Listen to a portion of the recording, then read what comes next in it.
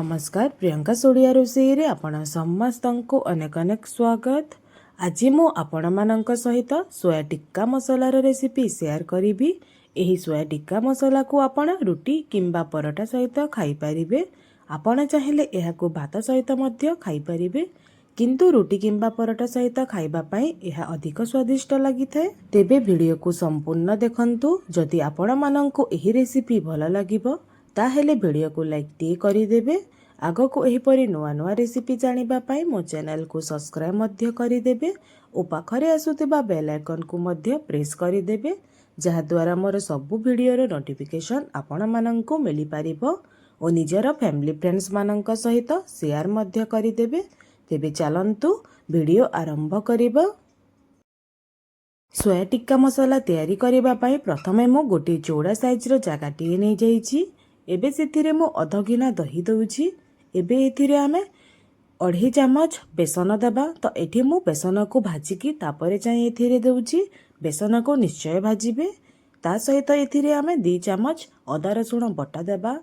एबे एथिरे 1/2 चमच लूण बा स्वाद अनुसार लूण, 1/2 चमच हल्दी पाउडर और 1 चमच लंका गुंड देबा। एबे एथिरे 1/2 चमच धनिया पाउडर, 1/2 चमच गरम मसला और 1/2 चमच गोलमरीच गुंड देबा। ता सहित एथिरे अल्प टिकिए चाट मसला देबा। एबे एथिरे 1 चमच कसूरी मेथी देबा।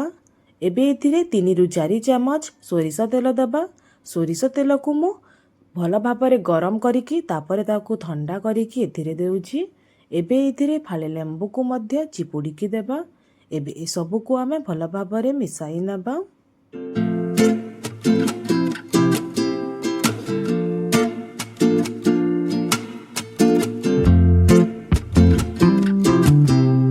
देखंतु ए सबु को मु भल भाबरे मिसाई नेइची।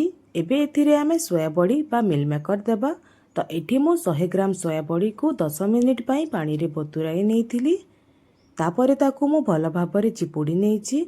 एठी मु बड़ साइज रे सोया बड़ी नेइची। आपण चाहिले छोट साइज रे मध्य सोया बड़ी नै पारिबे। एबे सब सोया बड़ी को आमे मसला रे देई नबा।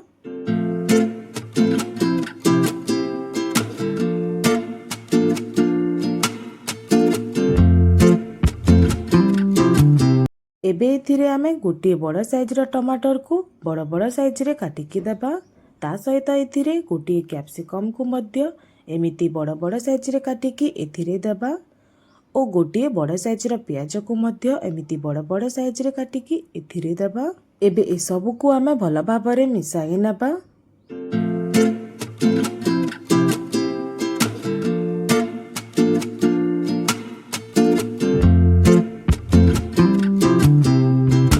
देखंतु ए सब को मु भल भाबरे मिसाई नेइची। एबे आकु आमे आधा घंटा पई छाड़ीबा। आधा घंटा परे एबे आमे सोया बड़ी को भाजीबा। सेहिति पई देखंतु गैस रे मु फ्राई पैन टे बसाई नेइची। एबे सेतिरे मु 3 चमच रिफाइन तेल देउची। तेल हल्का गरम हेबा परे एबे एतिरे आमे सोया बड़ी को देबा।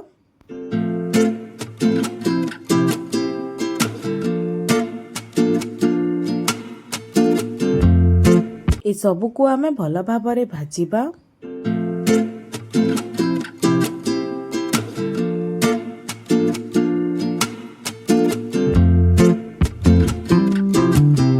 एबे देखंतु सोया बड़ी भल भाबरे भाजी होई गलाणी। एबे गैस रो फ्लेम को ऑफ करिकी आकु आमे साइड को करि नबा। एबे गैस रे कढ़ई टिए बसाई नबा। सेथिरे 3 रु 4 चमच रिफाइन तेल देबा। तेल गरम हेबा परे एबे एथिरे आमे 1/2 चमच गोटा जीरा देबा।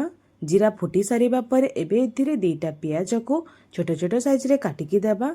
एबे प्याज को आमे भाजीबा। प्याज को हल्का गोल्डन हेबा पर्यंत भाजीबा।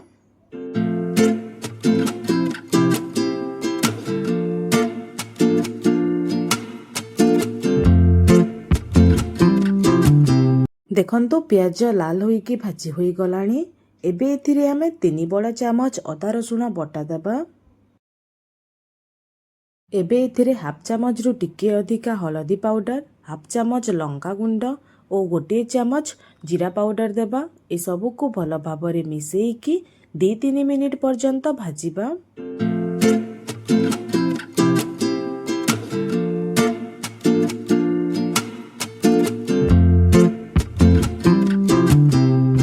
ଏବେ ଏଥିରେ ଗୋଟିଏ ବଡ଼ ସାଇଜ୍ର ଟମାଟରକୁ ଗ୍ରାଇଣ୍ଡିଙ୍ଗ କରିକି ଦେବା। ତା ସହିତ ଏଥିରେ ହାଫ୍ ଚାମଚ ଲୁଣ ବା ସ୍ୱାଦ ଅନୁସାରେ ଲୁଣ ଦେବା। ଲୁଣ ଦେଖିକି ଦେବେ, କାହିଁକିନା ଆମେ ମିଲ୍ ମେକରରେ ମଧ୍ୟ ଲୁଣ ଦେଇଥିଲେ। ଏବେ ଏସବୁକୁ ଭଲ ଭାବରେ ମିଶାଇକି ଭାଜିବା।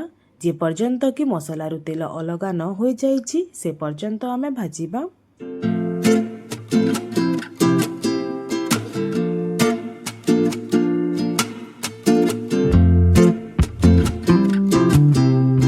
ଏବେ ଏଥିରେ ଆମେ ଗୋଟିଏ ବଡ଼ ଗିଲାସ ପାଣି ଦେବା।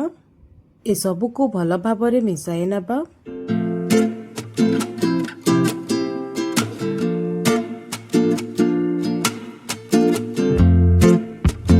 ଏବେ ଏହାକୁ କଭର କରିକି ମସଲା ପାଣିକୁ ଭଲ ଭାବରେ ଫୁଟିବା ପାଇଁ ଦେବା। ଏବେ ଲିଡ୍ ଖୋଲିକି ଦେଖିବା। ଦେଖନ୍ତୁ ମସଲା ପାଣି ଭଲ ଭାବରେ ଫୁଟିଗଲାଣି। ଏବେ ଏଥିରେ ଆମେ ଭାଜିକି ରଖିଥିବା ସୋୟା ବଡ଼ିକୁ ଦେବା।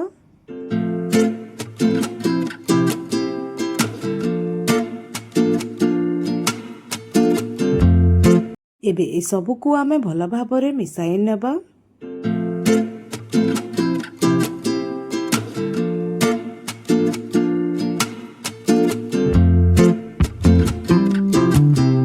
ଗ୍ୟାସର ଫ୍ଲେମ୍କୁ ହାଇରେ କରିକି ଏହାକୁ ଆମେ 5ରୁ 7 ମିନିଟ୍ ପର୍ଯ୍ୟନ୍ତ କଭର କରିକି ଭଲ ଭାବରେ ଫୁଟିବା ପାଇଁ ଦେବା।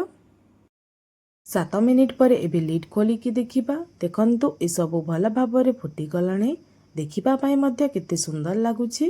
ଏବେ ଏଥିରେ ଆମେ ଗୋଟିଏ ଚାମଚ ଗରମ ମସଲା ଦେବା। ତା ସହିତ ଏଥିରେ ଅଳ୍ପ ଟିକିଏ କଟା ଧନିଆ ପତ୍ର ମଧ୍ୟ ଦେବା ଓ 3ଟି କଞ୍ଚା ଲଙ୍କାକୁ ମଝିରୁ 2 ଖଣ୍ଡ କରିକି ଏଥିରେ ଦେବା। ଏବେ ଏସବୁକୁ ଭଲ ଭାବରେ ମିଶାଇକି 2 ମିନିଟ୍ ପାଇଁ ଚଲାଇ ନେବା।